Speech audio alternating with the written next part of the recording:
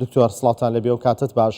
دکتۆر ئەگەر لە ماوەی ڕابردوودا چەند جاریش پێکەوە گفتوگۆمان کردو سەبارەت بە شەڕی رووسیا و ئوکرانیا، بەڵام لە دوای 7 ئۆکتۆبەرەوە ئەوەی خەڵک ئاگاداری نییە، نایبیستێ نایبینێ شەڕی رووسیا و ئوکرانیایە. پێتان وایە ئەمە هۆکارەکەی شەڕی غەزە بوو و ئایا ئەو دۆخی ئێستا لە دەریای سوور ئەگوزارێ ئەمە واکات شەڕی غەزەش لە خەڵک بیرچێتەوە؟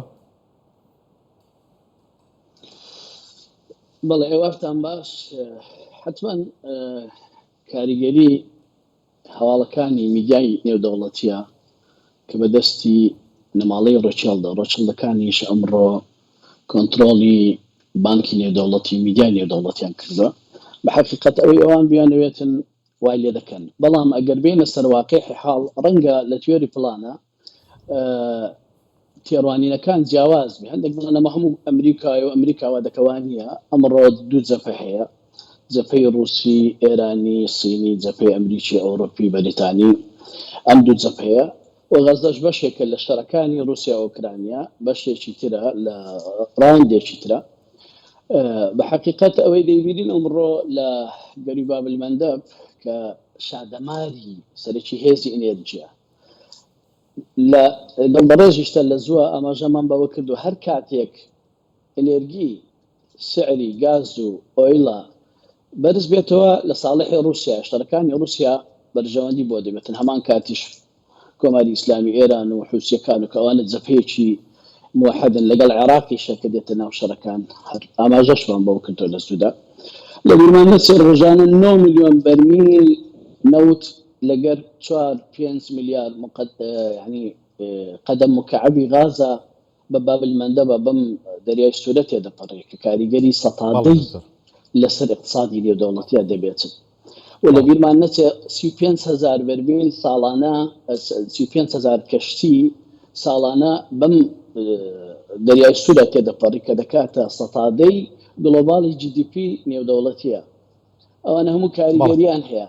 بەڵێ دکتۆریان نەتوانین بڵین گواستنەوەی جیهانی بەوێ تێدەپەڕێ. ئەو هێرشانەی کە حوسیەکان یەمەنێکەنە سەر ئەو کەشتیە بازرگانیانە لەو ناوچەیە و دروستکردنی ئاڵۆزی لە دەریای سوور، ئەوەندەی بەرژەوەندی هەندێک وڵاتی زلهێزە ئەوەندە ئامانجی و گروپانە خۆیان نییە کە ئەو کەشتیانە بکەنە ئامانج. حتمما گلۆباڵی نێودەوڵەتیە رووسیا وڵاتێکی ئەنێرگیە کە ئەگەر گاز و نەوتە دابەزی دروستبوونی داعش لە سوودا زەربەیەکی گەورە بوو لە اقتصادی رووسی، بەڵام بە ناوبردننی داعشە لە سووریا بە پاڵپشتی کۆماری ئیسلامی ئێران و رووسیا دەورێکی هەبوو لە سووریا، کۆماری ئیسلامی ئێران لە عێراقا بە پاڵپشتی پێشمەرگە سۆز و تێکۆشەرەکانی هەرێمی کوردستانە و ئەمریکاش دەورێکی هەبوو، دەورێکی ئەلامی زیاتر بۆ هۆکاریەوەی جاریشتر کاڵا و سعری نەوت و گازە بەرز بێتەوە کە کاریگەری زۆری هەیە بەسەر بۆ رووسیا. یعنی دوور بە دووری لە توێری پلانە رووسیا لە پشتەوەی هەموو ئەو خەتانەدا هەیە. رووسیا، کۆماری ئیسلامی ئێران، کۆماری ئیسلامی ئێران، عێراق، سووریا، یەمەن، ئەوانە هەموو دەبنە جەبهەیەک. بەڕاستی کاریگەریەکی گەورەشی ئەم شەڕانە لە زووش لەگەڵ بەڕێزی ئاماژەمان پێکرد، شەڕی اقتصادین پێشەوەی شەڕی عسکەری بن، پێشەوەی شەڕی سیاسی بن، شەڕێکی گەورەی اقتصادیە و دابەشکردنی دنیا، وەڵامدانەوەی زلهێزەکانی دنیاە، وەڵامدانەوەی کەپیتالیزمی ئەمری دنیاە. ئەمریکا لەمەولا دەبێت یاریەکانی لە عێراق پتەوتر بکاتن لەگەڵ هەرێمی کوردستانە، دەبێت عێراق شوێنێکی تری ساحەکەیە، تورکیا دەورێکی هەیە لە کاریگەری لەسەر سوید کە تازەش بەڕێستان ئاماژەتان پێکرد. ئەوانە هەموو کاریگەری خۆیان هەیە. ترانزیتی گواستنەوەی کاڵاکان کەشتی ئەمڕۆ بەرەو جنوبی ئەفریقیا کە ئەسڕەجا ساڵحە دەسوڕێتەوە، ئەمە 3 قات کاڵا گران دەکاتن. یعنی ئەگەر $100 بۆ کەشتێک بێتن ئەمڕۆ دەبێت بە $300 بۆ نمونە دەڵێنەوە.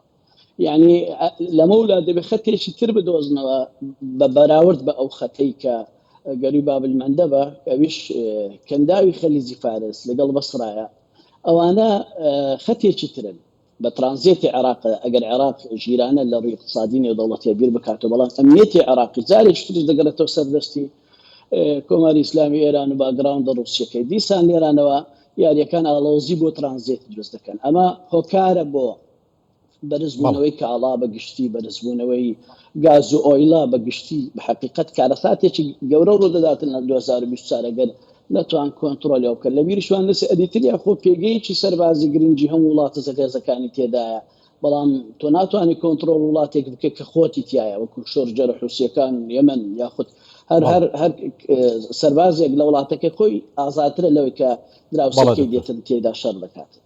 بەڵێ دکتۆر کەوا بێت ئێستا دۆخی ناوچەکە بەگشتیەوە بە تایبەت دەریای سوور بەڕۆکیۆ چێدا گەرم هێرشانی حوسیەکان بەم شێوە بەردەوام بن ئەمەوە ناکات کە ئەمریکا ناچار بێت هێزی زیاتر بنێرێتەوە ناوچانە.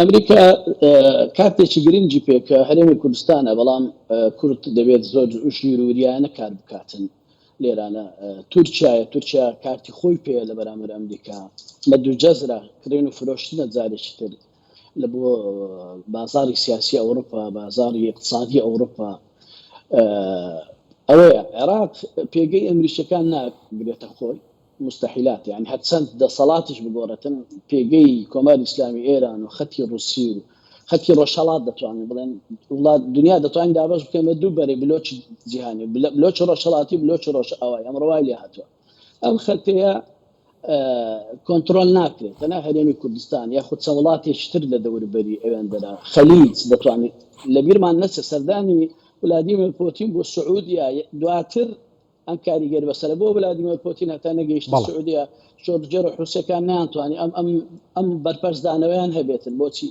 ئەوەش کارتێکی سەوزە لەلایەن سعودیا بۆ رووسیا و غێر مباشر بۆ کۆماری ئیسلامی ئێران کۆماری ئیسلامی ئێران بۆ شۆرجەر و حوسەکان کە لە خەتێکن لەگەڵ ئەواندا بۆیە هەرێمی کوردستان کارتێکی گرنگی دیبلۆماسی اقتصادی گرنگە بۆ ئەمریکا بەڵام کوردش نابێت بازاری خۆی هەرزان بازار بکاتن پێویستە بەوەی مافی خۆی داوا بکات پێویستە بەوەی هەموو ڕۆژە کاڵایەک نەبێت ئەمڕۆ لە دەست وڵاتێکی زلهێزە بەیانی دەست وڵات پێویستە مافی خۆی داوا بکات ئەوەش بە یەکگرتووی کورد بە یەکدەنجی کورد.